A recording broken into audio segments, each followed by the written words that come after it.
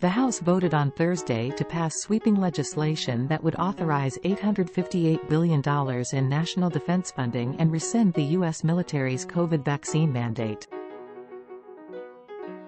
House lawmakers approved a final negotiated version of the National Defense Authorization Act for fiscal year 2023, which sets the policy agenda and authorizes funding for the Department of Defense. Following passage in the House, the measure will next need to go to the Senate to be approved before it can be sent to President Joe Biden to be signed into law. As part of its $858 billion top line for national defense funding, the measure authorizes $817 billion specifically for the Department of Defense. The massive bill includes a vast number of policy provisions. Among them, it would authorize a 4.6% pay raise for military service members. It includes provisions to strengthen air power and land warfare defense capabilities as well as cybersecurity. It also aims to bolster U.S. support for Ukraine and NATO. The provision to rescind the military's COVID vaccine mandate comes after congressional Republicans pushed for its repeal. In a statement Tuesday night, House GOP leader Kevin McCarthy said, "The end of President Biden's military COVID vaccine mandate is a victory for our military and for common sense. We continue to believe that repealing the vaccine mandate is a mistake.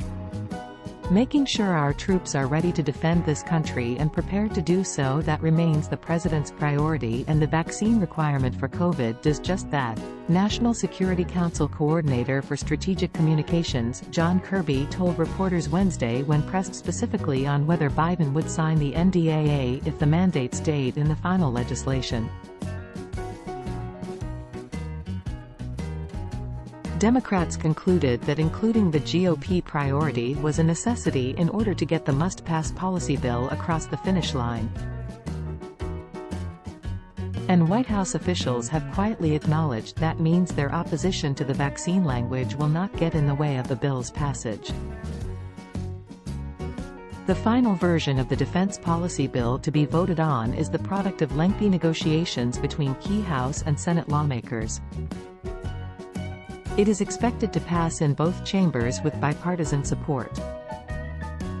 The bill outlines the policy agenda for the Department of Defense and the U.S. military and authorizes spending in line with the Pentagon's priorities, though the legislation does not appropriate the funding itself. Senate Majority Leader Chuck Schumer said on Monday that the chamber could take up the defense bill as soon as next week. Schumer noted the days are dwindling in the calendar year, and there's still a lot we have to do, pointing to the NDAA, confirming more of Biden's judicial nominees and funding the government. This story and headline have been updated with additional developments.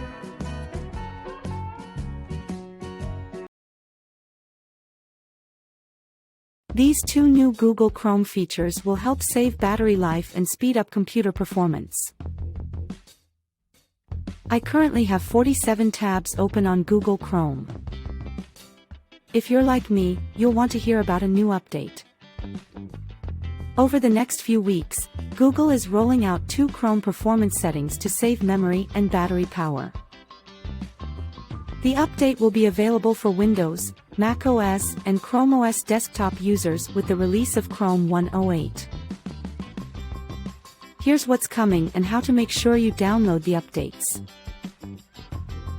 If you're on a laptop and your battery level reaches 20%, Chrome will go into energy saver mode, which will prolong battery life. It will do this by limiting background activity and visual effects for websites that have complicated visuals, like animations and videos. When the update is live, you'll see a leaf icon on the top right-hand corner of your browser that will allow you to activate energy saver mode. When your battery life hits that 20% threshold, energy saver mode will turn on automatically. Google is also rolling out memory saver mode. This is for people who have a lot of tabs open at the same time. When memory saver mode is on, it prioritizes the tabs you're actually using. Chrome will free up memory from the tabs you aren't currently using. But the inactive tabs will reload for you when you need them. Google says the new feature means Chrome will use up to 30% less memory to make for a smoother or faster browsing experience. When it's in use, you'll see an icon on the upper right-hand corner of Chrome indicating how much space Memory Saver has freed up. The new update will be available globally over the next few weeks. To make sure you're on the most up-to-date version of Chrome, follow these steps. If you can't find this button, it means you're already on the latest version. You're all set.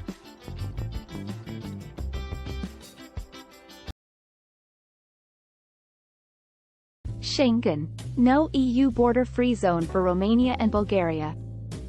European Union interior ministers have voted to accept Croatia into the 26-nation, border-free Schengen zone. The vote was greeted with relief in Zagreb, but anger and dismay in Bucharest and Sofia.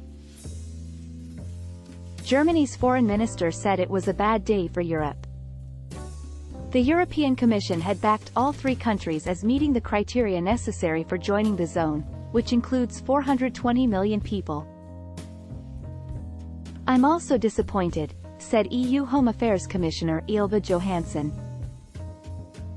Croatia joined the EU in 2013. Romania and Bulgaria became member states 6 years earlier. Croatian Prime Minister Andrej Plenković praised the decision, which means that Croatia will decommission its border crossings with EU neighbors Slovenia and Hungary on the 1st of January, the same day as it joins the euro.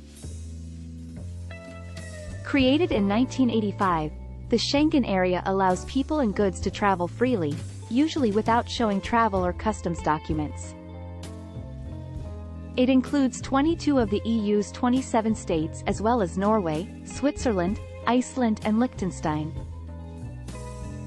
Austria and the Netherlands voted against admitting Romania and Bulgaria, citing concerns that both were soft on illegal migration. The most vehement opposition came from Austria.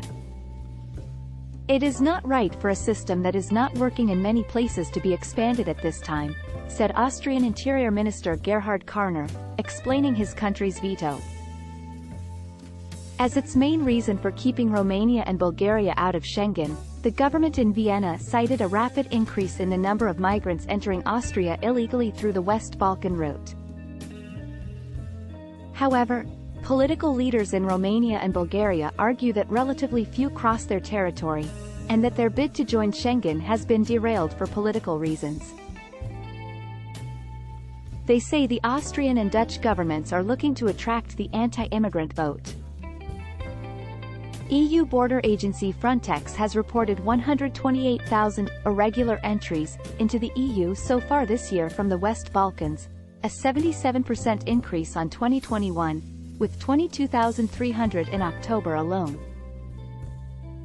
These figures include multiple attempts by the same people.